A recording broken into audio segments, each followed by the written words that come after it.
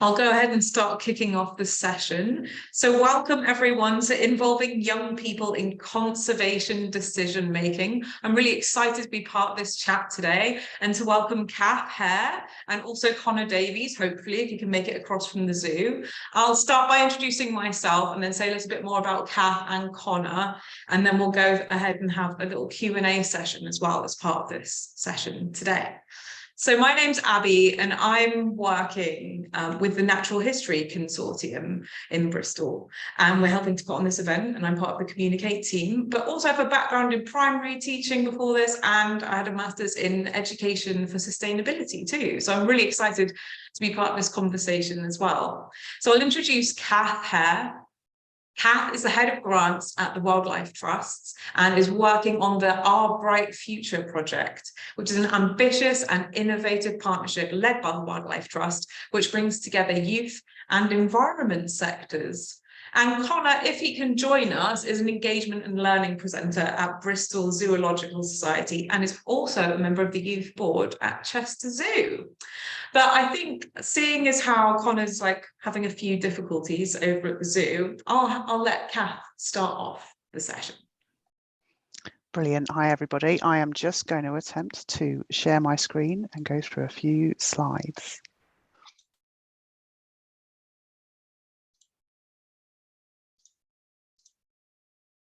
Hopefully, can you all see that? Brilliant, thanks.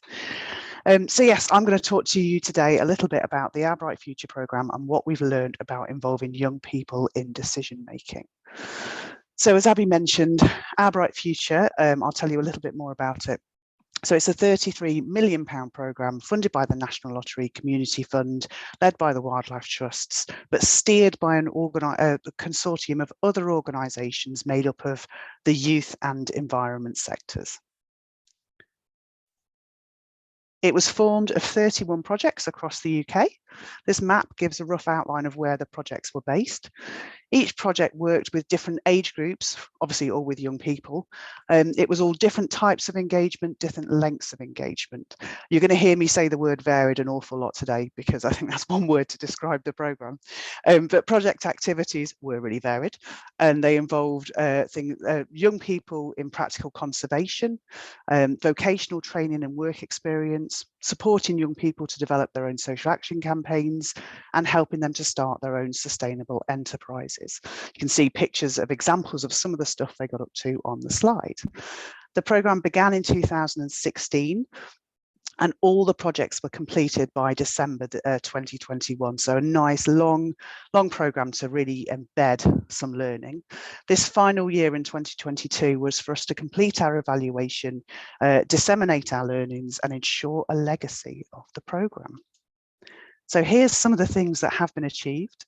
So of those 128,000 young people that were involved, around 18,000 of them were for a period of at least 3 months, some of them up to longer than a year. You can see on the qualifications, more than a quarter of that 8,500 were either John Muir or Duke of Edinburgh awards, and almost a fifth were accredited training. You can see that more than 200 enterprises were started by young people, and just to give you a couple of examples, one was an online shop selling jewellery made from items found during beach cleans, and another was an enterprise selling products made from beeswax. Our evaluation has shown that young people experience a range of benefits from engaging with the environment. Some of the key themes that we found are confidence, mental health and well-being, skills and qualifications, and employability. And these things are all covered in the final evaluation report and suite of learning papers which are available on our website. A couple of other more relevant to this presentation achievements were influencing others to introduce structures to support youth voice and engagement, which I'll come to next, and then providing opportunities for young people's voices to be heard. We had parliamentary events, young people speaking at our conferences and webinars, and involving them in consultations and meetings with government departments. So youth voice, It was a key element of the programme. At the development stage, we put out a call for expressions of interest for projects to form that final 31. It was actually a panel of young people that shortlisted which of those projects would be included with the programme, although the final decision was made by the lottery. One of the assessment questions at that stage was how young people would have a say in the direction of the project. And then once we were live, we also sought to include youth voice within the running of our programme. So we had young people on our steering group, our evaluation panel, and we created a youth forum open to representatives from each of the 31 projects. The programme's encouragement and support has helped raise the awareness of the importance of youth governance across the programme, and promoting the importance of youth voice as one of our policy asks also encouraged organisations to move this forward in their own organisation. So you can see on the slide that 19 organisations, and this was last year, so I think the number's more now, have stated that they either have or planning to establish youth governance more widely in their organisation. And that ranges and can be a mixture of the following. So formal roles as youth trustees, youth forums, youth advisory boards, members of steering groups and panels, young people planning and delivering events, being consulted in governance decisions via focus groups and youth consultations, and being involved in recruitment decisions. So for example, sitting on interview panels, especially for roles that are working with young people. And the slides are just a couple of quotes from people interviewed as part of our evaluation. We found that these are some of the key enablers that helped us encourage youth voice, and many of these were made possible through our programme Share, Learn, Improve function. And that involved all of the projects working together, so they weren't just 31 kind of projects delivering in silos. We wanted them to talk to each other and learn from each other. So one of our 3 asks being youth voice was that excuse for staff to be able to push this and promote it within their organisations. We provided good practice guides, had webinars and seminars on the subject, which helped build confidence and skills with staff. A lot of collaboration around sharing templates like role descriptions and adverts. And it was also a safe environment to actually try. So funded programs, so not core resources being used. And our funder, the Community Fund, was incredibly supportive and flexible. It was definitely about impact, not numbers. And then as more young people saw the value of other young people getting involved, it encouraged them to become involved as well. The benefits to the young people involved as being part of youth governance and wider decisions are clear.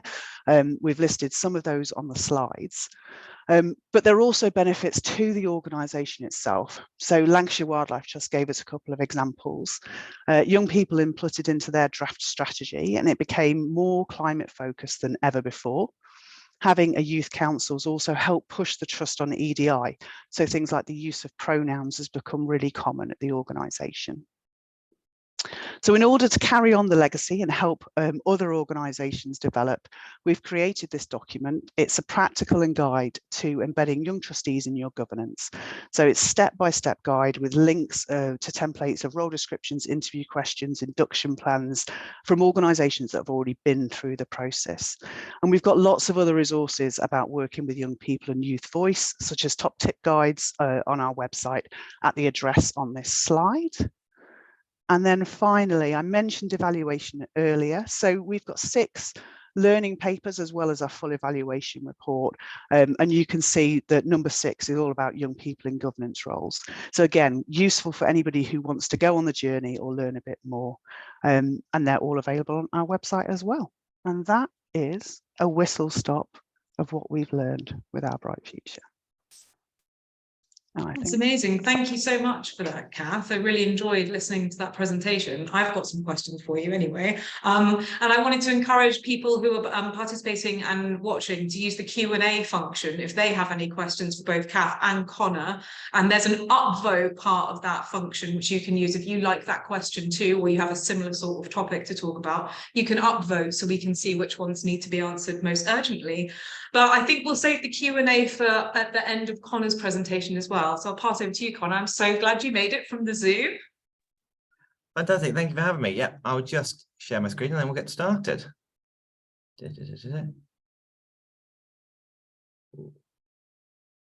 Can we all see that? Okay.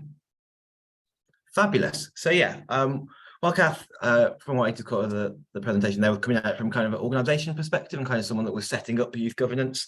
As Abby surely mentioned, I'm part of the Chester Zoo Youth Board. So we're a youth board up at Chester Zoo, which is one of the UK's largest zoos.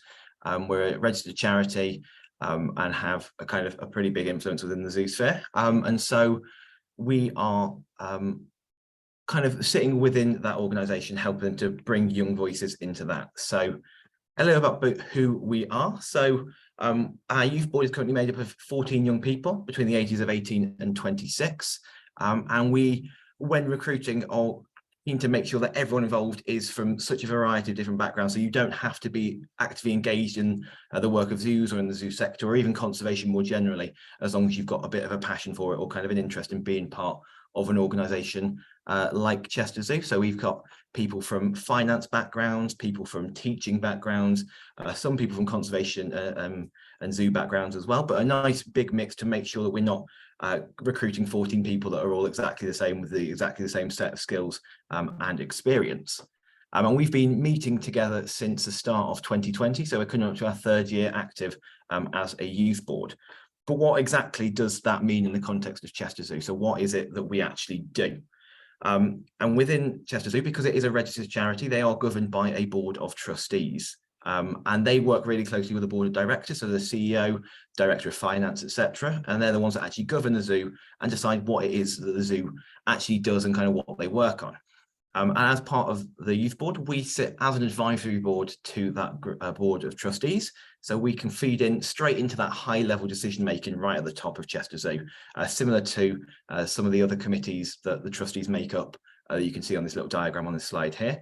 And our job and our kind of role within that role on the youth board is to really represent youth voices, to make sure that actually we are putting forward what young people want to see from the zoo. And that's why we were really recruited in the first place, because the zoo looked at what they were offering to members of the public and realized there was a big gap in their kind of audience and the people that were coming to the zoo.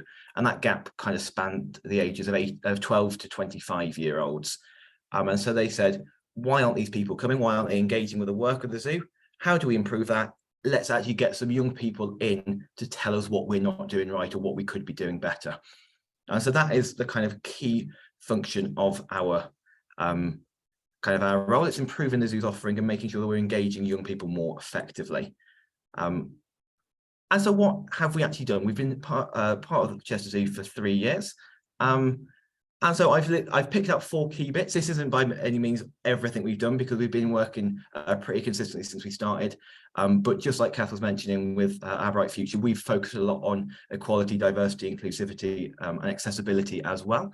And so we've actually got a dedicated subcommittee to looking at those issues and kind of how we can improve that, because that is a really useful way for us to feed into the zoo and improve it, not just for young people, but for everybody that might have some accessibility needs that weren't quite being met as well. And so we've been doing things like audits and walkthroughs around the physical zoo site with our subcommittee and members of the zoo staff to see what exactly could be changed for the better to make that physical zoo site more inclusive. But we're also looking at some of the other programs and how they can be inclusive as well.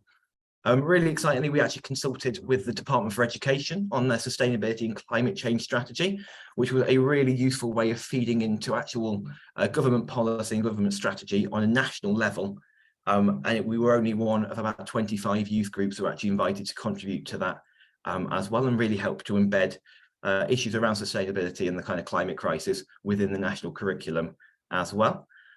We've also, I've just come out of it this weekend just gone, the second of our youth symposium events. So we run events specifically for young people interested in the conservation sector to come along, learn from other kind of professionals in the industry, other young people that are kind of making their way and starting their careers and things like that. And it's a really kind of empowering weekend for everyone involved, but it's also really unique in the way that Chester Zoo have run events before, and it's been a kind of a very different approach because it is actually co-developed and co-led. So it is the youth board's ideas. It's completely our event that we want to run, and it looks exactly how we want it to, and it's just supported by zoo staff kind of actually running it and helping to do all the logistics on the day. And throughout all of this as well, we've been advocating for youth voices and the power of bringing young people into organisations like Chester Zoo. So we do lots of networking, lots of chatting to other organisations who want to set up something like a youth board or some form of youth governance as well. And we try to make it as widespread as possible and convince other people that they should be doing this and talk about why they should be doing this. Which brings me neatly on to our toolkit. So just like Our Bright Future, we've kind of looked at how to get other organisations involved with youth governance, and we've written this kind of from a perspective of people doing youth governance and why we think it's really important. So we lay out kind of why it's beneficial, but also how organisations can do that. But for the purpose of this presentation, I'll focus a little bit on the why. And again, I broke it down for why organisations should do it and why young people as well. Now, organisations benefit because they can, it's more inclusive, so you can never kind of make the conversation worse by including more voices, and it means you can make it more accessible to a completely different audience as well, and you can hear loads of new useful perspectives and access new networks as well. So if you get young people involved, they will have their own networks that existing staff and existing kind of people within the organisation might not have access to, and by bringing in kind of young people as well. There was a wonderful phrase that came out of this weekend, is that young people are experts at being young people. So that we know exactly what we want to see from organisations, what we kind of need to see to engage more. And so we know exactly how to kind of progress that and to kind of prioritise and refocus organisations and make sure they're focusing on what they need to be to kind of bring in young people. And it also helps to future-proof the organisation, because these are the young people that will eventually inherit these organisations. These are the ones that will be running them, and to kind of get experience in that and bring these young people in at an early stage means there's kind of a bit more of an efficient kind of transfer of power, and it kind of means that those organisations are likely to be a bit more sustainable kind of long-term as well. But it also has some huge benefits for young people as well, and the personal and professional development that young people can go through is absolutely amazing, because the access to the experts. So for example, at Chester Zoo, we have a mentoring scheme, so young people that are brought onto our youth board are paired up with a member of the senior leadership team as a mentor to kind of go to for advice, for support, and to kind of help develop their skills. So if there's anything they're particularly struggling with or would like to advance, they've got people that have been in the conservation career for sometimes up to 30, 40, 50 years, helping them to kind of develop those skills that they need as well. And the experience of the organisation is actually working in an organisation, seeing how it all runs from the inside, is really, really useful. And that has had a profound effect on quite a lot of our youth board members. So there's two examples, and I think some of them might be watching, so they can absolutely hate me for bringing this up. But for example, Izzy, who's currently the chair of the youth board, she used to work in the probation and the prison system, and she has now just swapped to a job actually working with the young people at Lancashire Wildlife Trust and overseeing their youth council. And there's also Chelsea, who used to work in finance and is now working for the RSPB in the conservation career, and that is all due to kind of the knowledge, the expertise that they picked up through being on the youth board, and also the passion and kind of the kind of change of direction that they needed. And they're both much happier, I hope they wouldn't mind me saying. But it's also a really nice chance to actually represent young people and make change for others, and actually kind of open up the entire kind of conservation career pathway for the young people and make it easier to get into for them as well. So that, once again, was very, very quick, very whistle stop, but I'm absolutely happy for people to get in touch and ask any more questions and use the Q&A as well. But I will just flash up a couple of contact details. So if anyone would like to have a look at that youth governance toolkit, there's a QR code that will take you to that as well.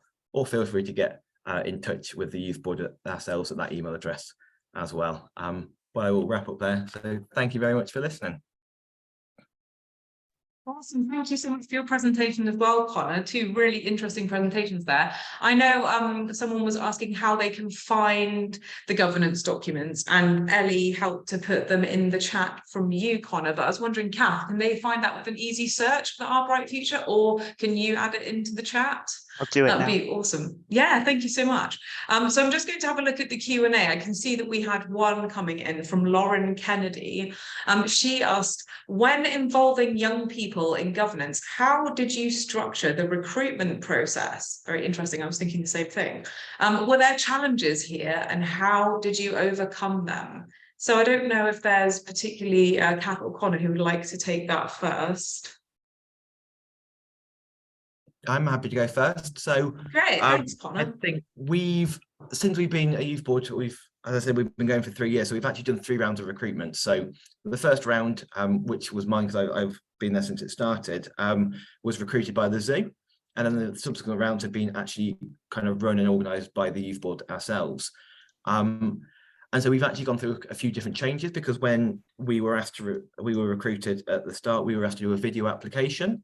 And we were then brought into a selection day at the zoo where we did several different tasks, including interviews with with the senior leadership team, with the board of trustees and things like that as well.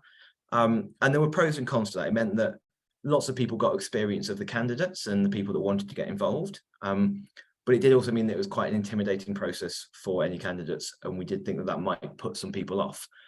So one of the things that we have done is taken away video applications, because quite a lot of us said that video applications weren't very kind of accessible. It wasn't a particularly kind of accommodating thing. And we also realized that removing video applications removes the risk of unconscious bias as well. So without seeing our candidates, it made it slightly more fair and less likely to be kind of acceptable to bias as well. But we have kept at selection day, but we just tried to kind of bring it down a peg. So actually we will have a set of interviews with the youth board, so we can kind of get a sense of the candidates that would work best with us as well. And we've also kind of tried to make sure there's a bit more time out in the zoo and a bit more time of kind of getting a clear idea of what the role is and actually what those expectations are as well. Because being the first youth board to be recruited, we didn't always come in with a clear idea of what it actually was that we'd be doing. And so we tried to be a lot more kind of transparent about what that actually means going forward. But it absolutely is quite challenging, especially when you're recruiting for things like voluntary roles, especially with young people who don't often have a lot of free time and actually have quite a lot of demands on their time as well. But those are some definitely challenges. We've not quite worked them out totally, but through that kind of recruitment journey, we've shaped it into something a little bit easier. Great, thank you, Connor. That's really interesting to hear about the video thing in particular. And yeah, I can see how like having that could be a bit of a barrier in itself. So it sounds like, yeah, the more you go through the process, the more you iron it out into something that makes sense for people to be the most attractive. How about you, Cath, as well, with the recruitment process? So I was half concentrating on trying to get the link in. So Abby, would you just summarise the question as well? My ability to multitask has disappeared today. No problem. I'll just find that for you. Let me see. Okay, no problem. When involving young people in governance, how did you structure the recruitment process? Were there challenges and how did you overcome them? So I think having how you advertise the roles can be quite a challenge. So I imagine both our toolkits will have advice on how you can actually word to encourage more people to apply, because you've got the choice of either having specific roles for young people or trying to encourage young people to apply for normal trustee roles. So there's 2 ways there. Sometimes we found that providing interview questions ahead of the interview can help. So that stops that nervousness. And yeah, really interesting about the video, because we've had some people say video applications make it easier. So really good to see that. I think sometimes getting your board ready, so making sure the board is actually a place where young people would be able to feel involved, and the buddy system, once you've got people in and having a really good induction, I think is key to the retention of young people wanting to stay involved. Nice, thank you. And there's more questions coming in, and I know we've only got about 15 minutes left, so I'm really keen to try and get through some. There's one particularly for you, Connor, here. What level of resource is provided to support the Chester youth members, e.g. funding for transport, etc., and also how often the board meets? Yeah, absolutely. So it is something that kind of has a lot of resource put aside for it, because we kind of went in with the mentality of, if you're going to do it, it needs to be kind of done well, and enough needs to be put aside to make sure it's kind of effective. So in terms of meeting, we meet 6 times a year. We do have the condition that every meeting will be virtual, because our members are spread across the country. So we have the option to attend virtually, but with the condition that members should be able to come to at least 3 meetings a year in person. So you don't have to come to all, but you should come to 3 of them to make sure that kind of you maintain that connection to the zoo. And I think that was kind of an important bit in that being set up through COVID, we were all virtual, and it meant things kind of were a little bit trickier because we hadn't actually been on site at the zoo, and it was hard to kind of know what was going on and things like that. But we do also have our travel expenses paid. So every time someone travels for a youth board meeting, we do get our travel expenses paid up to, I think at the moment I think it's about £100 a day for any events you head up for. Worth of travel will be covered to make sure people are able to attend from wherever it is that they're coming from. Thanks, Connor. That's really great to make sure that barrier in particular is removed, I think, especially with the cost of train fares and so on at the moment. There's another question here, which is for both of you, and it's from someone working on the Arran Coast project. From your experience, how do you balance the commitment requirements in youth governance versus young people's existing commitments from school, jobs or caring responsibilities?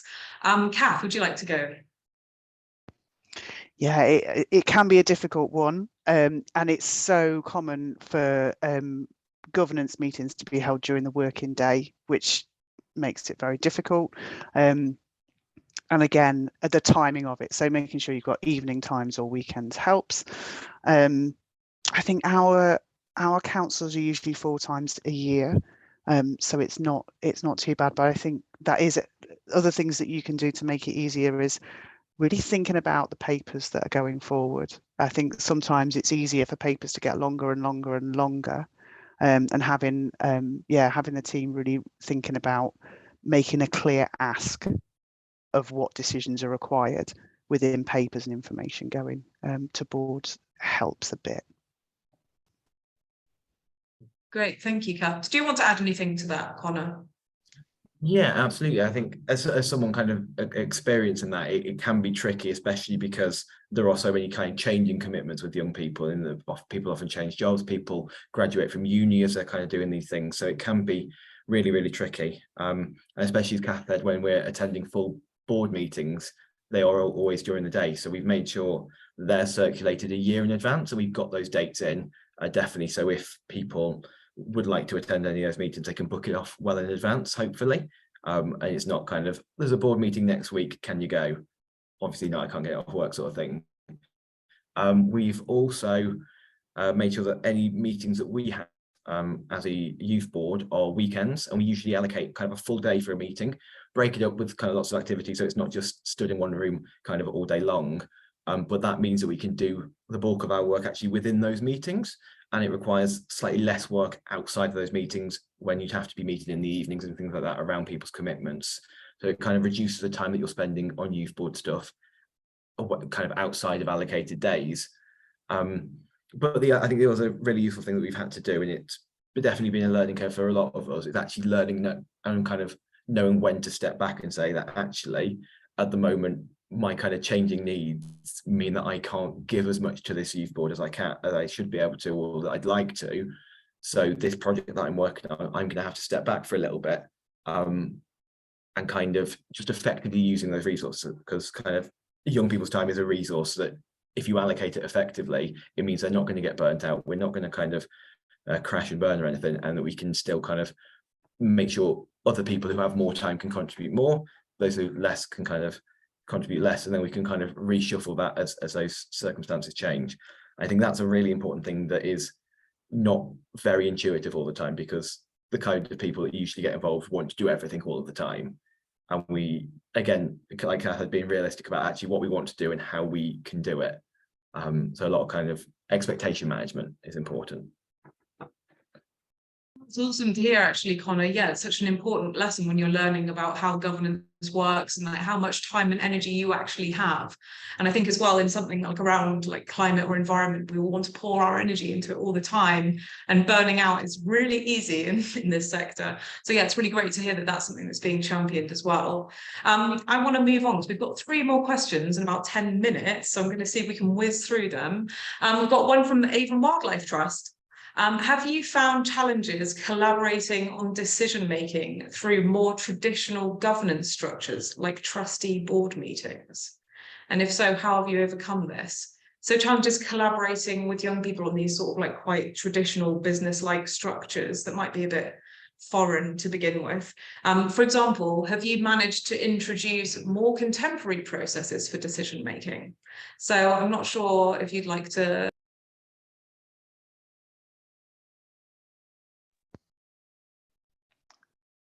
Do you want me to dive in? Sorry, you cut off halfway through. It makes it easier if you've got an advocate within the trustee board.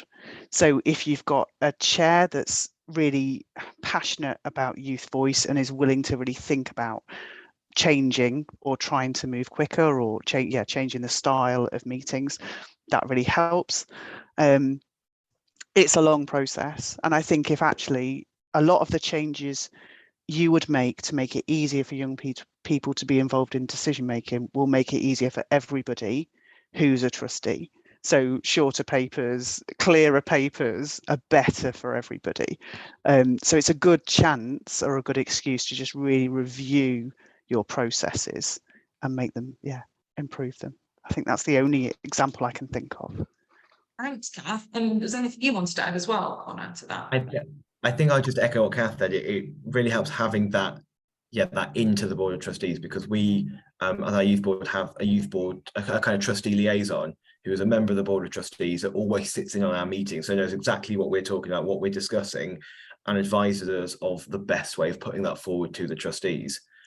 So whether that means to be a formal paper if it's a large decision, or actually sitting, looking back and going, hang on, does it require a formal paper, or can we write a summary and take it as a verbal presentation? Can we present this in a way that isn't, here's a 4-page document full of absolutely everything you need to know? Can we present it in a more accessible way that is easy to deliver as well? And so that kind of, just that process is a lot more kind of accessible as well. Great, awesome. And I have a question here. It's got 2 upvotes from Emma, so I think we'll get this one in first. How do we encourage the younger end of the scale to engage with these roles? As a young trustee myself, I've found our youth board is 25 to 30, and being this age, I feel out of touch with people a decade younger than me. Interesting. Connor, would you like to go first on that one?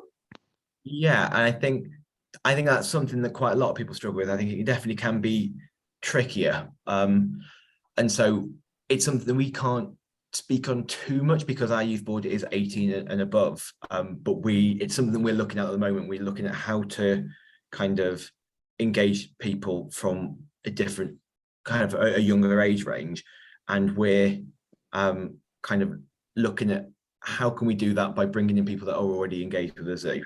And so how is that we kind of promoted people within our summer schools or within our youth volunteering program that kind of captures a slightly younger age range, and whether can we do that without putting them on the youth board if they're not ready to commit to that amount of responsibility or that whole 6 meetings a year. Can we look at that doing things like focus groups? Can we look at doing things like kind of every month or so do a survey or a poll or something to kind of capture their views? And we often, when we run events, so we've just come out of our youth symposium this year, we had people there outside of the age range of our youth board, and we use that as a way of running workshops and kind of collaborating and getting insight from those people that wouldn't fit within that youth board, but making sure that we can take those and put that into our work as well. So it's definitely a tricky thing, and there are some organisations out there that do it really, really well. So places like Reserva, the Youth Land Trust, they do it brilliantly, but it can be slightly tricky. Thanks, Connor. And Cath, did you want to add something too? I mean, I would always say have a look at the Young Trustees movement, because they will advertise. So if you're specifically looking at trustee roles and wanting to get, because I think it's a minimum of 16 or minimum of 18, so you want to go younger.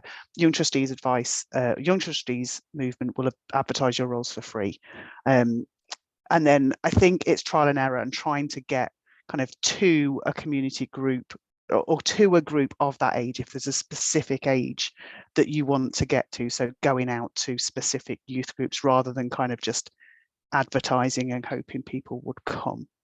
But it's those time, it takes time. Great. And I've got one last question here as well that I think we can squeeze in from Laura at Bristol Council. Do you have any advice on how we can involve young people in our climate comms without making it seem like we're making it their responsibility to resolve the climate crisis? And I think this really does speak to some of those key issues that we've had addressed in the other areas of the conference, like eco-anxiety and things like that as well. So I'm really interested to hear from Connor first, and then we'll go back to Cath. Again, that's another pretty big question. I think the dialogue kind of around that needs to come away from kind of being it's young people's responsibility to fix this, and more towards young people are really important in helping us to fix this. And kind of, I think one of the phrases that always gets bandied around is like, young people are the future. And I think on the surface it sounds like a great phrase, but actually I hate it, because it is absolutely not tangible at all. What does that actually mean? And there's one of those things where you say it and every young person goes, well, hang on, what am I meant to do with that? What does that mean that I'm the future? Whereas actually, if you take back and kind of look at it and go, well, young people have this and this skill set that people maybe that already work within these organizations aren't within that kind of younger age bracket don't have, that are going to be really useful for these reasons, then it looks a lot more manageable. And it's not, we're asking you to solve everything. It's, we're asking you to look at this specific bit because you've got these really useful skills. And I think it's kind of doing it in a way that also acknowledges the stress that can put on and the pressure that can put on, and making sure you've also got support in place for young people doing this, so that if it does get a little bit overwhelming, they've got people they can kind of look to, and they've got those support measures in place as well. But yeah, it definitely can be quite an overwhelming thing if you don't frame it in a certain way. Absolutely, Connor. Yeah, I think there's something about being able to frame it so that it's eco-anxiety into empowerment. Like, actually, there are things that we can do together, and we've got like solutions, like the governance documents that you guys have made in your organizations. Cath, did you want to add something? No, I think I'm just echoing what Connor said. Is if you're asking about how to communicate with young people, is to find some young people who are willing to help test those messages, to say what gives them hope or what gives, what makes anxiety worse. But yeah, we had a parliamentary event a couple of weeks ago, and one of the young people talking got incredibly annoyed by the MPs who were speaking, saying something like, great, it's a good job you're here, and it's like, you're the ones in power. So yeah, echo that mentality. Yeah. Great. Yeah, there's so many things to consider in there as well. You look like you had something you wanted to add, Connor? Is that right? Oh no, I think it just kind of, yeah, it's that kind of framework of empowerment and going, we can do this, we can focus on this, and we can help this, but it's not just us. We need it to be really collaborative. It's not just all on our shoulders, and just kind of emphasizing that as strongly as you can. Nice. That's great. Thank you so much. I'm aware that we've only got 2 minutes left of that session, which has absolutely flown by. I don't know if you've got any closing remarks, anything you'd like to say to everyone who's been watching at all, Cath or Connor? I mean, feel free. I'm quite happy to chat about anything. I'm sure I can put our contact details in the chat if anybody's got any questions. I'm sure you'll be the same, Connor, won't you? Yeah, absolutely. And if anyone is considering setting up something like a youth board, we are really, really keen to chat and to help people do that. And just kind of, we're here to answer any questions or any advice. If it's not covered by the toolkit or anything, or you want a bit more of a kind of in-depth discussion, please do feel free to get in touch. Again, it's just, I'll pop the details in the chat, but it's just youthboard@chesterzoo.org, and we're more than happy to kind of help anyone in any way we can. That's amazing. Thank you so much, both for your time and insight and thinking about those questions. I think everyone from the look of the chat has been finding that super useful. And if anyone does want to pop their details into the chat to continue conversations, please do feel free. We've got 1 minute, so we're just going to close up so that we've got time to get to the next sessions. But I just wanted to say thank you so much again to both Cath and Connor. That's been a great session. I feel really inspired. Thank you so much. Thank you. Thanks a lot. Bye-bye. Bye.